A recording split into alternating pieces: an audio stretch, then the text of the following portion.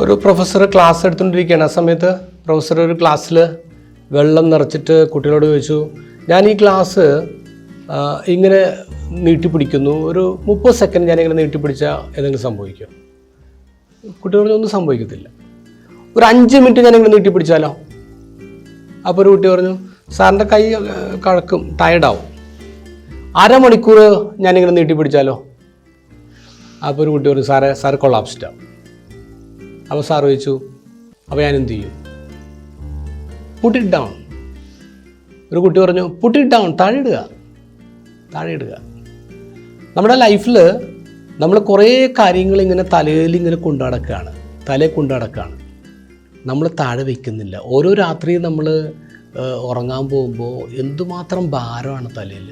എന്നിട്ട് ഇങ്ങനെ അത് ചിന്തിച്ച് ഉറക്കം കളയാന്നല്ലാതെ എന്തെങ്കിലും സൊല്യൂഷൻസ് ഉണ്ടായി വരുന്നുണ്ടോ? വരുന്നില്ല. ഒരാളുടെ ട്രെയിൻ കയറി, എറണാകുളത്തുനിന്ന് കയറിയിട്ട് അയാൾ തിരുവനന്തപുരത്തേക്ക് പോവാണ്.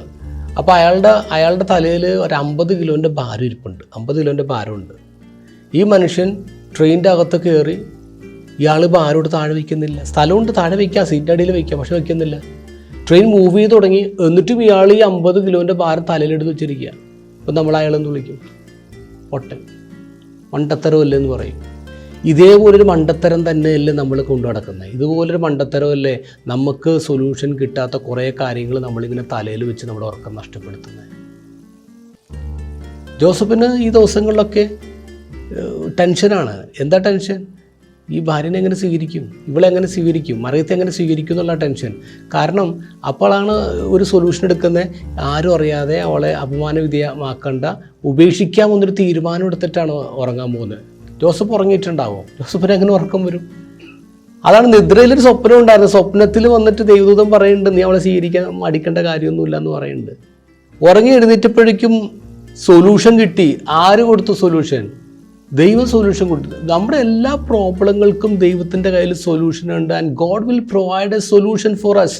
നമ്മൾ എന്തിനാണെന്ന് ബേജാറാവണേ? നമ്മൾ എന്തിനാണ് ടെൻഷൻ അടിക്കുന്നത്? ദൈവം തരും, ഉറപ്പായിട്ടും തരും എന്നാണ് ഈശോ പറഞ്ഞിട്ടുള്ളത്. ടെൻഷൻ അടിക്കേണ്ട കാര്യമൊന്നുമില്ല. ഇങ്ങനെ പറയാറുണ്ടല്ലോ, നമ്മളൊരു പ്രോബ്ലം വരുമ്പോഴേക്ക് പ്രോബ്ലം വെച്ചിട്ട് ദൈവത്തോട് ചെന്നിട്ട്, ദൈവമേ I have a big problem എന്നല്ല പറയണ്ട. പ്രോബ്ലത്തോട് ചെന്നിട്ട് പറയണം, I have a big God, എനിക്ക് വലിയൊരു ദൈവം ഉണ്ടെന്ന് പറയണം.